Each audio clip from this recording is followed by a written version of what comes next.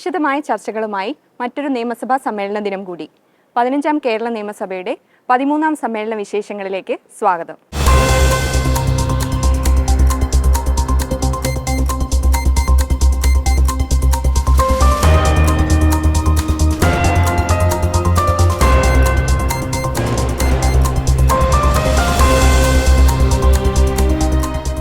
മുൻ MLA-മാരായ MT Padma, K Muhammadunni Haji എന്നിവരുടെയും വിഖ്യാത സാഹിത്യകാരനായ MT Vasudevan നായരുടെ നിര്യാണത്തിൽ സഭ അനുശോചനം രേഖപ്പെടുത്തി. മുൻ മന്ത്രി MT പത്മ 2024 നവംബർ 12-നും മുൻ MLA K മുഹമ്മദുണ്ണി ഹാജി 2025 ജനുവരി 18-നും പ്രിയ കഥാകാരൻ ശ്രീ MT വാസുദേവൻ നായർ 2024 ഡിസംബർ 25-നും അന്തരിച്ചു. ജനുവരി 9-ന് M ഗോവിന്ദൻ്റെയും CT കൗസല്യയുടെയും മകളായി കണ്ണൂരിൽ ജനിച്ചു. MT പത്മ വിദ്യാർത്ഥി രാഷ്ട്രീയത്തിലൂടെ പാർട്ടിയിൽ ഉയർന്നു വന്ന് ഉന്നത പദവികൾ അലങ്കരിച്ച നേതാവായിരുന്നു. 1943 ജൂലൈ 1-ന് കോടാലി വീട്ടിൽ K ഹസൻ്റെയും പാത്തുവിൻ്റെയും മകനായി മലപ്പുറത്ത് ജനിച്ചു. K മുഹമ്മദുണ്ണി ഹാജി ചെറുപ്രായത്തിൽ തന്നെ പൊതുപ്രവർത്തനം ആരംഭിച്ചു. 7 ദശാബ്ദക്കാലത്തോളം മലയാള സാഹിത്യത്തിൽ നിറഞ്ഞു നിന്ന എഴുത്തുകാരനായിരുന്നു MT എന്ന് സ്പീക്കർ പറഞ്ഞു. 1933 ജൂലൈ 15-ന് പാലക്കാട് ജില്ലയിലെ കൂടല്ലൂരിൽ നാരായണൻ നായരുടെയും അമ്മാളോമ്മയുടെയും മകനായിട്ടാണ് മാടത്ത് തെക്കേപ്പാട്ട് വാസുദേവൻ നായർ എന്ന MT വാസുദേവൻ നായർ ജനിച്ചത്. നോവലിസ്റ്റ്, ചെറുകഥാകൃത്ത്, നാടകകൃത്ത്, തിരക്കഥാകൃത്ത്, ചലച്ചിത്ര സംവിധായകൻ, പത്രാധിപർ എന്നീ നിലകളിൽ കേരളത്തിൻ്റെ സാംസ്കാരിക ഭൂമികയിൽ മായാത്ത മുദ്ര പതിപ്പിക്കാൻ അദ്ദേഹത്തിന് കഴിഞ്ഞു. 7 പതിറ്റാണ്ടോളം മലയാള സാഹിത്യത്തിൽ നിർണായക സ്വാധീന ശക്തിയാകാൻ അദ്ദേഹത്തിന് സാധിച്ചു. 13ാം സമ്മേളനത്തിലേക്കുള്ള പാനൽ ഓഫ് ചെയർപേഴ്സൺസിന്റെ പട്ടിക സ്പീക്കർ സഭയിൽ വായിച്ചു. ബഹുമാനപ്പെട്ട അംഗങ്ങളായ CK ഹരീന്ദ്രൻ, ശ്രീ മുഹമ്മദ് മൊഹസിൻ, TJ വിനോദ് എന്നിവരെ 15ാം കേരള നിയമസഭയുടെ 13ാം സമ്മേളനത്തിലേക്കുള്ള ചെയർപേഴ്സൺമാരുടെ പാനലിലേക്ക് നാമനിർദ്ദേശം ചെയ്യുന്നു.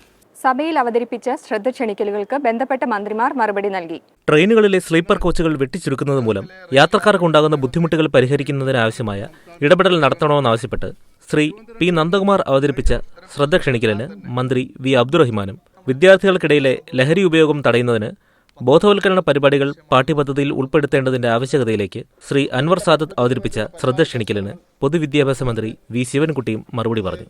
ചെറിയ സംസ്ഥാനമാണെങ്കിലും യാത്രക്കാർ കൂടുതൽ സംസ്ഥാനമാണ് കേരളം. എന്നാൽ യാത്രക്കാരുടെ ദുരിതം അനുഭവിക്കുന്ന ഏറ്റവും പ്രധാനപ്പെട്ട സംസ്ഥാനവും കേരളം തന്നെയാണ്. കേരളത്തിൻ്റെ ഈ പ്രശ്നം കേരളത്തിൻ്റെ പൊതുപ്രശ്നമായി ഈ യാത്രാ പ്രശ്നം ഉയർത്തിക്കൊണ്ടുവരാൻ നമ്മളെല്ലാം ശക്തമായി ഇടപെടണം. കേരളത്തിലെ റെയിൽ യാത്രക്കാർ നേരിടുന്ന ഇത്തരം പ്രശ്നങ്ങളെല്ലാം തന്നെ റെയിൽവേ മന്ത്രാലയത്തിൻ്റെ ഈ ശ്രദ്ധയിലും റെയിൽവേ ബോർഡ്, റെയിൽവേയുടെ ഉന്നത ഉദ്യോഗസ്ഥർ ഇവിടെയൊക്കെ തന്നെ ശ്രദ്ധയിൽ നിരന്തരം എടുത്തിക്കൊണ്ടിരിക്കുകയാണ്. നമ്മളുടെ വിദ്യാർത്ഥികളിൽ ലഹരി ഉപയോഗം കൂടുന്നതായിട്ട് നമുക്ക് പല കണക്കുകളും നമ്മളെ ബോധ്യപ്പെടുത്തുന്നു. അതൊരു വസ്തുത തന്നെയാണ്. അപ്പോൾ അതുകൊണ്ട് ഇത് പാഠ്യപദ്ധതിയിൽ ഉൾപ്പെടുത്തിയാൽ ഒരു സംശയമില്ല സാർ, അതിൻ്റെ റിസൾട്ട് വലുതാണ്. ഇപ്രാവശ്യം ഇറങ്ങിയ സാമൂഹ്യ ശാസ്ത്രം സ്റ്റാൻഡേർഡ് 7 ഞാൻ സഭയുടെ മുന്നിൽ കാണിക്കുകയാണ്. അതിൽ ഉൾപ്പെടുത്തിയിട്ടുണ്ട്. അതുപോലെ തന്നെ കേരള അറബിക് റീഡർ സ്റ്റാൻഡേർഡ് 7 അതിലും പാഠപുസ്തകത്തിൽ സർവേ ഉൾപ്പെടുത്തിയിട്ടുണ്ട്. 9 സബ്മിഷനുകളാണ് ഇന്ന് സഭയിൽ അവതരിപ്പിച്ചത്. നമ്മുടെ സംസ്ഥാനത്തെ ടിക്കറ്റുകൾ അയൽ സംസ്ഥാനങ്ങളായ തമിഴ്നാട്ടിലും കർണാടകത്തിലൊക്കെ പ്രതിദിനം 20-30 ലക്ഷത്തോളം ടിക്കറ്റുകളാണ് അവിടെ കൊണ്ട് വിറ്റിരിക്കുന്നത്.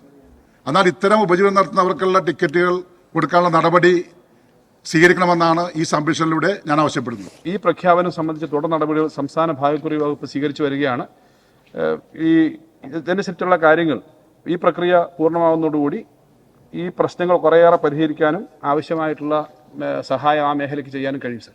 വൈപ്പിൻകര പോലുള്ള പ്രദേശത്ത് അനുഭവപ്പെടുന്ന പ്രയാസങ്ങൾ സഭയുടെ ശ്രദ്ധയിൽ കൊണ്ടുവരുന്നതിനാണ് ഈ സബ്മിഷൻ.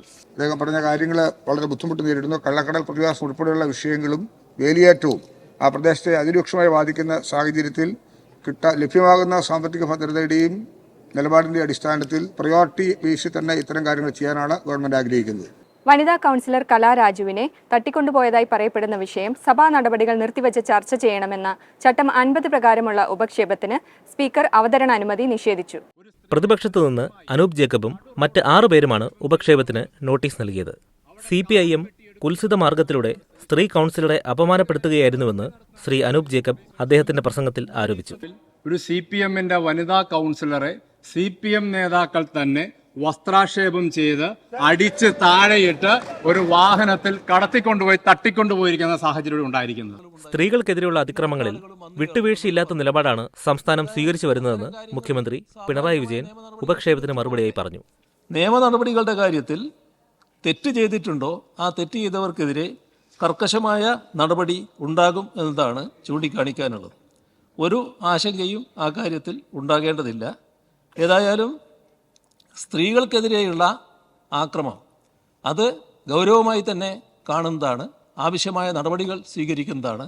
അവരുടെ പരാതി ഗൗരവമായിട്ട് തന്നെ പരിഗണിച്ച് തുടർ നടപടികൾ സ്വീകരിക്കുകയും ചെയ്യും. അതുകൊണ്ട് സഭ നിർത്തിവെച്ച് ചർച്ച ചെയ്യേണ്ട ആവശ്യമില്ല. മുഖ്യമന്ത്രിയുടെ മറുപടിയുടെ അടിസ്ഥാനത്തിൽ സ്പീക്കർ സഭാ നടപടികൾ നിർത്തിവെക്കാനുള്ള ഉപക്ഷേപത്തിന് അവതരണാനുമതി നിഷേധിച്ചു. ബഹുമാനപ്പെട്ട മുഖ്യമന്ത്രിയുടെ വിശദീകരണത്തിന്റെ അടിസ്ഥാനത്തിൽ നടപടികൾ നിർത്തിവെക്കണമെന്നുള്ള ഉപക്ഷേപത്തിന് അനുമതി നിഷേധിക്കുന്നു. സർക്കാരിന്റെ നിഷേധാത്മകമായ നടപടിയിൽ ശക്തിയായി പ്രതിഷേധിച്ചുകൊണ്ട് ഞാനും എന്റെ പാർട്ടിയും വോക്കൌട്ട് ചെയ്യും.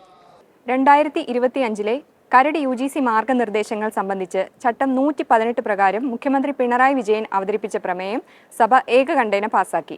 ഗവൺമെന്റ് പ്രമേയം. ബഹുമാനപ്പെട്ട മുഖ്യമന്ത്രി, അങ്ങേക്ക് പ്രമേയം അവതരിപ്പിക്കാവുന്നതാണ്. സർ, ജനുവരി 6, 2025 യൂണിവേഴ്സിറ്റി ഗ്രാന്റ്സ് കമ്മീഷൻ പുറത്തിറക്കിയ കരട് മാർഗരേഖയിൽ പ്രതിപാദിച്ചിട്ടുള്ള വിഷയങ്ങളിൽ സംസ്ഥാന സർക്കാരുകളുടെയും അക്കാദമിക് വിദഗ്ധരുടെയും ആശങ്കകൾ വലിയ തോതിൽ ഉയർന്നു വന്നിരിക്കുന്ന സാഹചര്യത്തിലാണ് ഈ പ്രമേയം സഭയിൽ അവതരിപ്പിക്കുന്നത്. ഇനി ബഹുമാനപ്പെട്ട മുഖ്യമന്ത്രി അവതരിപ്പിച്ച പ്രമേയം പാസ്സാക്കാമോ എന്ന പ്രശ്നത്തെ അനുകൂലിക്കുന്നവർ, പ്രതികൂലിക്കുന്നവർ? പ്രമേയം സഭ ഐക്യകണ്ഠേന പാസ്സാക്കിയിരിക്കുന്നു. ഗവർണറുടെ പ്രസംഗത്തിന് നന്ദി രേഖപ്പെടുത്തുന്ന ചർച്ച സഭയിൽ ഇന്ന് ആരംഭിച്ചു. ഗവർണറുടെ പ്രസംഗത്തിന് നന്ദി രേഖപ്പെടുത്തുന്ന ചർച്ച സഭയിൽ ഇന്ന് ആരംഭിച്ചു. ശ്രീ TP രാമകൃഷ്ണനാണ് ചർച്ചയ്ക്ക് തുടക്കം കുറിച്ചത്. ആകെ 18 പേർ ചർച്ചയിൽ പങ്കെടുത്ത് സംസാരിച്ചു.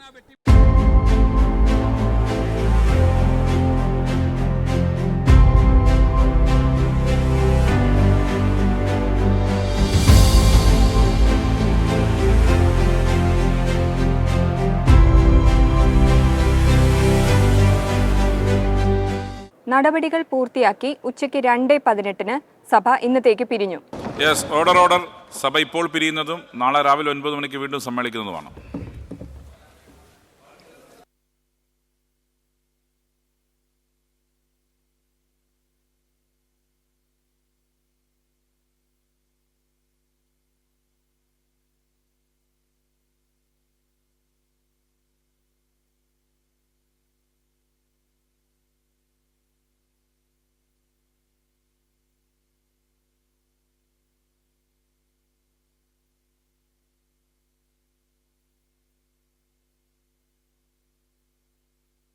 ഇന്നത്തെ നിയമസഭാ വിശേഷങ്ങൾ ഇവിടെ സമാപിക്കുന്നു. നമസ്കാരം.